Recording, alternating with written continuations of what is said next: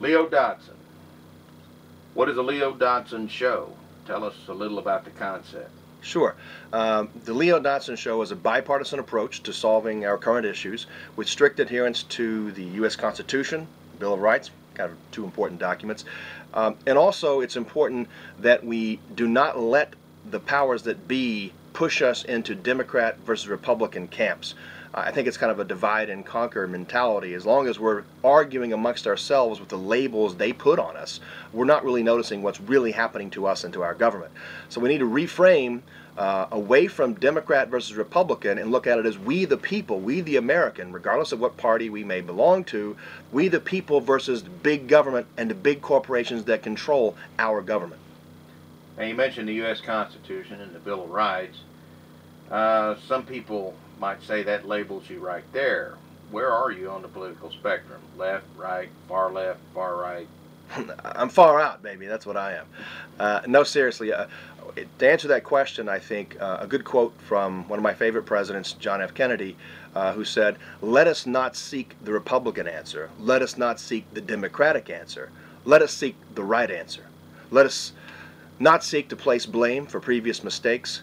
Let us assume responsibility for our own future." And I think that's really what we need to do.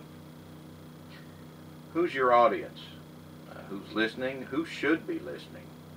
Everybody on this planet, and that's not a joke. Actually, 75% of the American population identifies themselves with independent ideology, meaning when they vote, they don't always vote exclusively for one party or the other. They look at the person who's running for office, they look at the policies that are being proposed and make a decision at that time. This includes moderate Republicans, moderate Democrats, Libertarians, independents, swing voters, basically anyone who uses their brain to think for themselves and is not allowing anyone to tell them what to do or whom to vote for or how to act. Also, I think on a larger scale, if you look at policies, our audience are people who believe in these policies. A strong defense used as a deterrent and a last resort. A balanced budget every year. Educational system that actually works and educates our children. An effective, affordable healthcare policy that does not have government mandates and caters to the individual people using the system, not the health insurance companies. People who believe in real campaign finance reform so we can have honest elections. People who stand with me in wanting to honor and the honorable veterans and first responders, not only in a time of crisis when we need them, but after the crisis is over and they need us to stand up for them and take care of them. People who believe in a pragmatic approach to environmental issues. As you know, I work with a number of nonprofits in the New York City area that are doing just that. They're taking entrepreneurship and applying it to environmental issues, and it's working and working well. And lastly, and I believe most importantly, people who believe a real adherence to our Bill of Rights, that our Bill of Rights is not just some historical document that's a suggestion, that it really needs to be the basis of all our laws and our government. Altogether, you have some unique ideas. Where do they come from?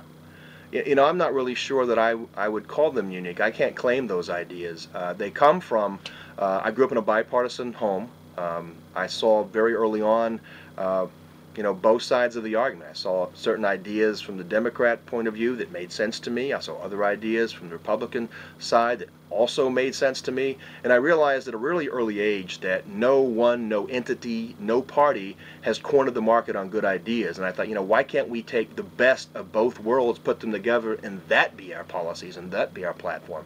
Also, I love history. I've studied a lot of history, especially our founding fathers and how they set the government up.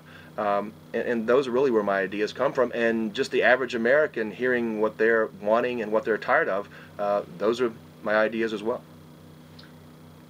You've already been labeled the voice of the people. What are your goals for the Leo Dotson Show?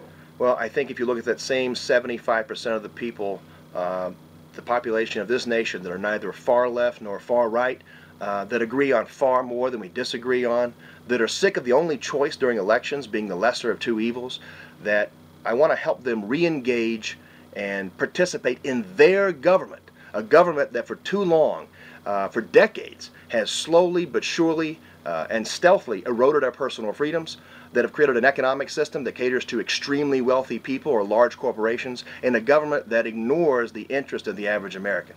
I'm the voice for the average American, those 75%.